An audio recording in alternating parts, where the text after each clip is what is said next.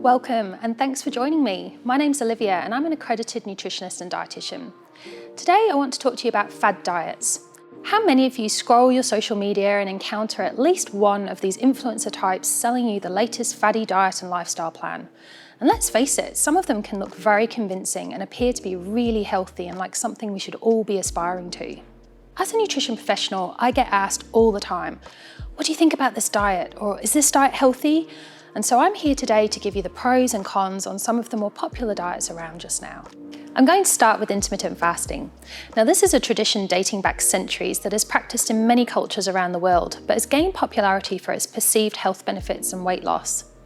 While there are lots of variations, the most common two are the 5-2 diet and the 16-8. The 5-2 diet is characterised by 5 days of fasting and 2 non-consecutive days of restricted intake of approximately 500 calories. Now, when you think that a piece of fruit is approximately 100 calories, that doesn't amount to much across those days. Conversely, the 16-8 form of fasting is 16 hours of fast daily and 8 hours of normal eating during that daily window. There's many reported health benefits, but the most cited are weight management, but more so in women than men. And also, it may improve insulin sensitivity, which is good for people with insulin resistance, such as in pre-diabetes. But we're finding that impact more so in men than women. This method has been successful for some people for health and weight management, but the evidence suggests that it's only as effective as a general moderate energy restriction every day. And the risk with this style of eating is the overconsumption of foods in the non-fasting periods, and the potential that sometimes people are choosing unhealthy food choices during their eating hours. Some people also really struggle with the side effects of fasting, which can be dizziness or weakness and headaches, which may mean that people are less active on those days as well. These side effects of the fasting diet are very similar to the symptoms of another popular diet trend, the ketogenic diet.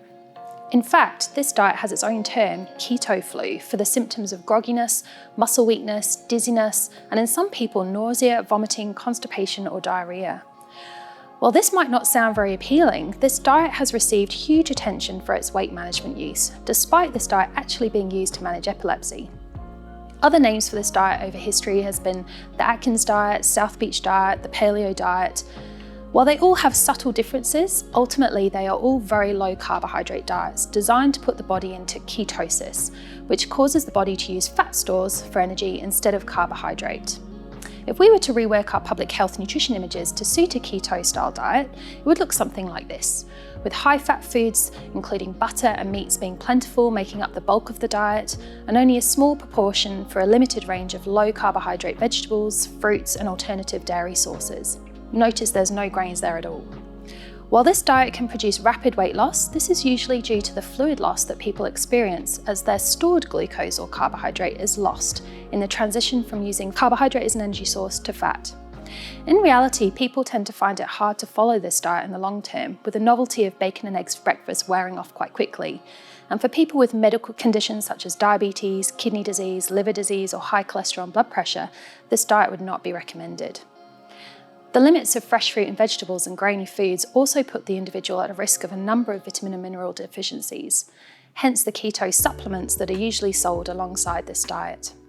In fact, on the original keto diet, the Atkins diet, individuals were recommended to take a multivitamin to stop their hair falling out and to reduce the risk of low mood and depression. Let's move on to the clean eating diet, a craze that has its foundations in healthy eating, but has been elevated to exclusively using fresh and sometimes organic produce, no processed foods, and in some variations has borrowed from the keto style of diet in reducing the type and volume of starchy foods that can be consumed, and also recommending sugar and dairy substitutes and the use of plant-based fats, including the not-so-healthy coconut oils. While this diet, as well as the others discussed, actually promote a lot of the health messages that dietitians and nutritionists would be very supportive of, after all, we could all do with eating less sugar and processed foods, there is a real risk to these diets promoting over-restrictive dietary practices, and for anyone that has a history of eating disorders, these diets can reactivate disordered eating habits. It's important to also realise that these diets are not always what they seem. The current presentation of the clean diet, when evaluated by one of our own academics here at Flinders, found that only about 20% of people engaging with clean eating information were able to follow it regularly.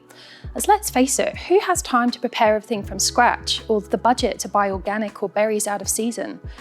In a further study, when they looked at clean eating recipes, they were analysed and compared to regular recipes for similar items.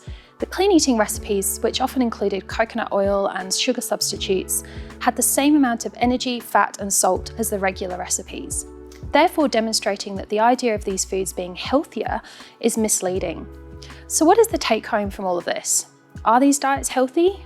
Well, yes and no. Some are better than others, and most promote a large intake of fresh fruit and vegetables and reduced reliance on processed and fast foods.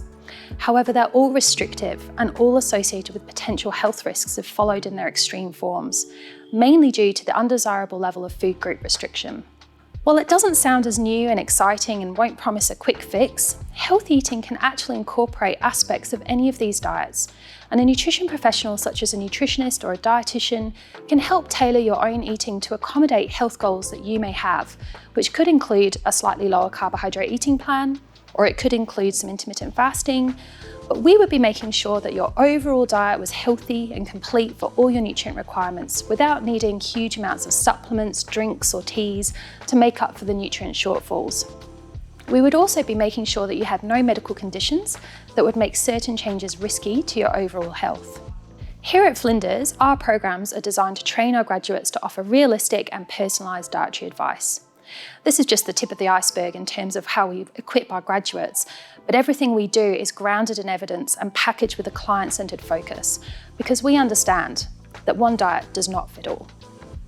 Good nutrition is fundamental to a healthy lifestyle, so if you're interested in food, working with people, and the relationship between diet, health and disease prevention, then a career in nutrition might be for you.